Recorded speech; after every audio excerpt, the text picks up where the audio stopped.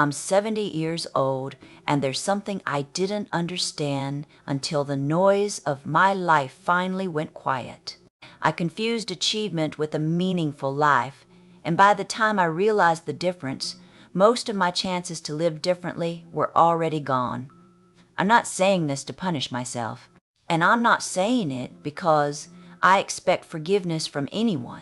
I'm saying it because when you reach this age, the past stops feeling like a story and starts feeling like a room you're locked inside with nothing but your own memories. These days, my mornings are slow. I wake up before the sun, not because I'm disciplined, but because sleep doesn't hold me the way it used to. I sit at the small kitchen table with a cup of coffee I often forget to finish. The house is quiet, too quiet. It didn't used to be. I spend a lot of time thinking now, not the kind of thinking that plans or solves things, the kind that circles old moments, small ones mostly, and asks why I didn't notice what they were costing me. When you're young, you think meaning is something you build later. First, you work. First, you prove yourself. First, you become someone worth listening to. Meaning, you tell yourself, will arrive once you've earned it. That's what I believed. In my 20s, I wasn't reckless or lost. I was focused. I had a job that impressed people when I mentioned it. Long hours, decent pay, clear expectations. I liked the feeling of being needed. I liked knowing where I stood. My father used to tell me that a man's worth was measured by how hard he worked and how well he provided. He wasn't cruel about it. That's just how he survived his own life. I absorbed that lesson without questioning it. I met my wife around that time. She was patient with me in a way I didn't fully understand then. She laughed easily. She asked questions I didn't always answer very well. I told myself there would be time to do better later. In my 30s, life filled up quickly. Promotions, responsibilities, a mortgage, children, schedules pinned to the refrigerator. I don't remember deciding to be absent. It happened in pieces. A late meeting here, a weekend call there, telling myself I'd make it up next time. I was proud of how much I could carry. I thought exhaustion meant I was doing something right. When people praised my work ethic, I felt seen. At home, I was physically present, but often elsewhere. I answered questions while reading emails. I nodded during conversations I wasn't really hearing. I told myself this was temporary. My kids grew while I was busy becoming someone I thought they'd admire. I missed school plays because of deadlines. I missed dinners because I was almost done with something that never really ended. When I did show up, I was tired, distracted, already thinking about the next obligation. None of it felt dramatic. That's what makes it dangerous. There was no single moment that screamed, "You're losing something important." In my 40s, the routine hardened. Work was no longer exciting, but it was familiar. It gave structure to my days and a sense of purpose I didn't know how to find anywhere else. My marriage began to feel quieter, not hostile, just thin. My wife stopped asking me to come sit with her in the evenings. I didn't notice when that changed. I assumed we were both just busy. We talked about logistics more than anything else. Who was picking up whom? What needed fixing? What needed paying? I told myself this was normal. Long marriages, I thought, settle into efficiency. What I didn't understand was that efficiency is not intimacy. And once intimacy erodes, it doesn't announce its departure. By the time I reached my 50s, my identity was almost entirely built around what I did. When someone asked me who I was, I answered with my job title without thinking. I didn't ask myself harder questions. I didn't want to. They felt indulgent, unnecessary.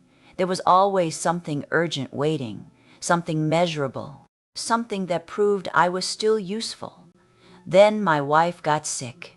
Not suddenly, not dramatically. It started with small complaints. Fatigue, pain, she brushed off. Doctor visits I sometimes missed because of work.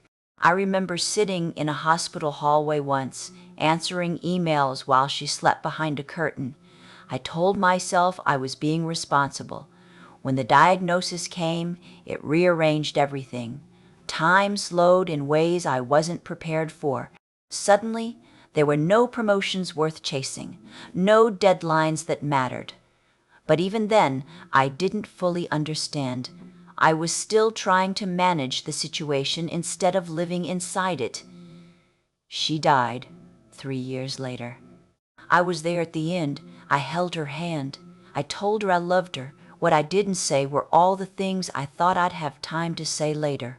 All the apologies that stayed vague in my mind. All the gratitude I assumed she already knew.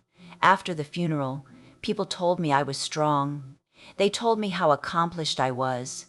They talked about my career. I went home to a house that felt unfamiliar. Not empty exactly, just stripped of its warmth. Retirement came not long after. I expected relief. Instead, I felt unmoored. Without work, I didn't know how to structure my days. I realized how few relationships I'd maintained outside of necessity. Colleagues drifted away once I wasn't useful to them anymore. My children called, but there was a distance I didn't know how to cross. They had their own lives, their own rhythms. I was proud of them, but I felt like a guest in their adulthood. That's when the realization settled in, slow and heavy. The life I had built was impressive on paper, but it was thin where it mattered. Achievement had given me direction, but not depth. It kept me busy, but not close. It gave me status, but not connection. I started remembering moments I had dismissed at the time. My wife sitting alone on the couch while I worked late in the other room. My son asking if I could watch him practice, and me saying, maybe later. My daughter's disappointment when I forgot a small promise I didn't think mattered. Those memories don't shout, they whisper. And they're harder to escape. There are things now that cannot be fixed. Conversations that will never happen. Versions of myself I will never get to be. I can't go back and be more present when it counted. I can't undo the quiet damage of choosing productivity over people. That's one of the hardest lessons of old age. Time doesn't just run out. It closes doors behind you without asking if you're ready. If you're listening to this and you're younger than me, I won't tell you what to do. I don't believe in that anymore. I'll just tell you what I wish I had understood. Work will always ask for more. It will never tell you when it's enough. Achievement is a moving target, and it does not love you back. The people who care about you won't demand your attention. They'll wait. And sometimes they'll stop asking before you notice.